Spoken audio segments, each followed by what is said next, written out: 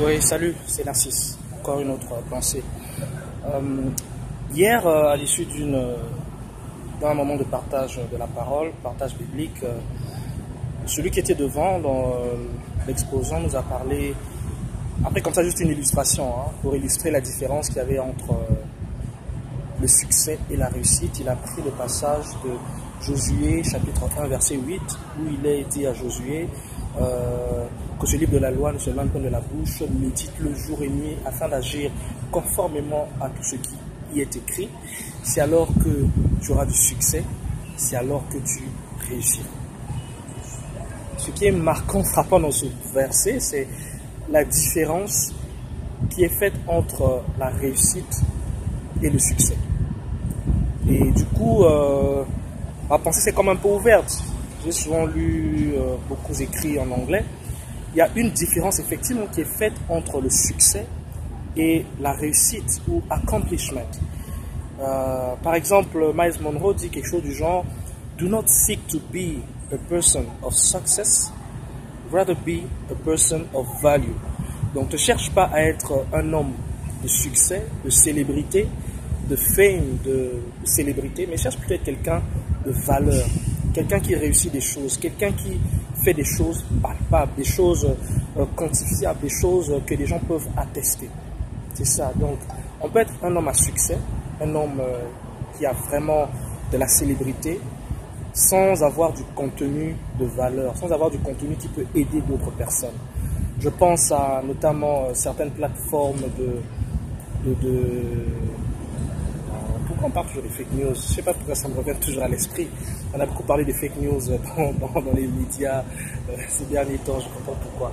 Et bref, on peut être quelqu'un qui partage des choses de piètre valeur.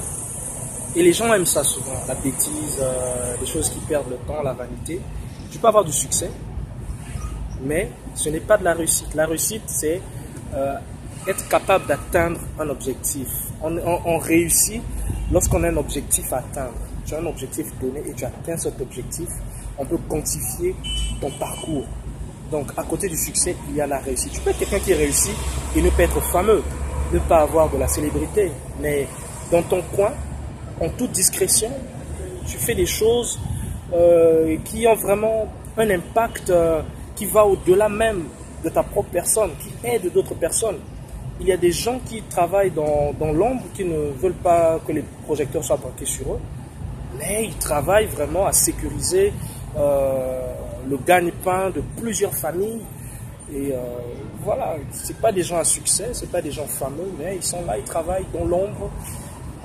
Il y a des contrôleurs qui se cachent à l'État, dans les entreprises, même dans la vie de tous les jours. Il y en a qui font des choses vraiment de valeur, mais on ne les célèbre pas. Regardons à tous nos amis d'Averda, par exemple, ceux qui ramassent les ordures. Certains peuvent penser que c'est quelque chose de banal, vraiment d'insignifiant, mais ils font quelque chose de valeureux. Ils font quelque chose de valeureux. Imaginez-vous qu'on ait des immondices qui traînent là dans la rue pendant des jours et des jours. Est-ce que notre rue sera toujours accueillante? Non. Alors chacun a sa place et chacun fait des choses. Les gens peuvent faire des choses valeureuses sans forcément chercher à avoir des projecteurs braqués sur eux, avoir du succès, quoi, comme on dit. Donc voilà, soyons des gens qui cherchent à faire des choses qui ont de l'écho, plutôt qu'être des gens qu'on célèbre comme ça, sans réel contenu, quoi. Voilà. Mais à très bientôt et passez une très bonne journée ou une très bonne soirée, selon le moment où vous regardez cette vidéo.